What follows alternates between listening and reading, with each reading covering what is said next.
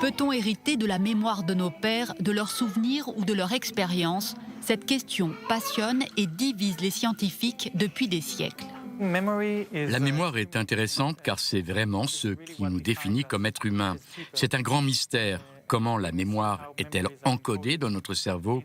Et de manière générale, comment est-elle conservée? Dans notre laboratoire, nous travaillons depuis des années sur un sujet qui a été longtemps controversé et discuté depuis l'Antiquité. C'est la possibilité que des organismes puissent transmettre des caractéristiques acquises au cours de leur vie, leur expérience de vie, à la génération suivante.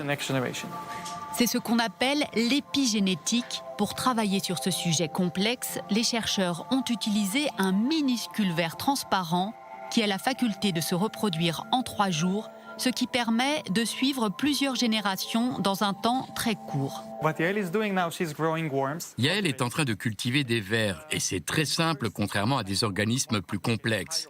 Avec des vers, il suffit de les cultiver dans des boîtes de pétri avec de l'agar-agar et quand nous voulons les suivre ou les croiser entre eux, il nous suffit de les attraper avec cette pipette. Nous pouvons faire toutes sortes de manipulations génétiques. Le professeur Echavi et son équipe ont réussi à prouver que ces vers étaient capables de transmettre à leur progéniture des traits acquis au cours de leur vie, comme la résistance au virus ou la mémoire de la famine.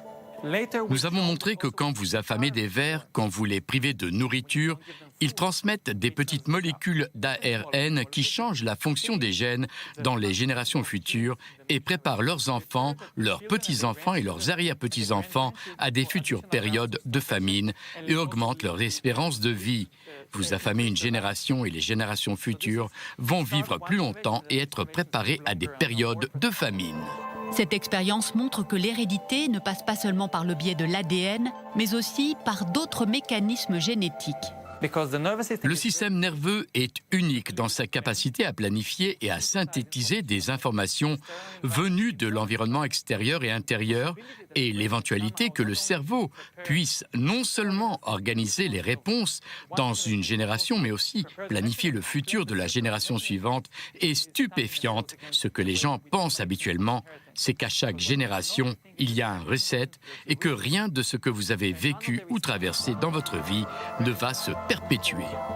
Dans leur toute dernière recherche, les scientifiques ont réussi à prouver que la mémoire encodée tout au long de la vie dans les neurones du cerveau pouvait être transmise aux générations futures à l'aide de molécules d'ARN.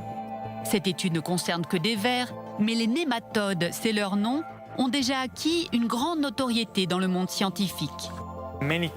Des choses très importantes ont déjà été découvertes grâce à ces nématodes. Rien que depuis l'an 2000, 6 prix Nobel ont été attribués à des scientifiques qui travaillaient dessus. Ce sont des vers très simples et faciles à cultiver, mais on s'est aperçu par la suite que certains des mécanismes découverts chez eux concernaient toutes les espèces.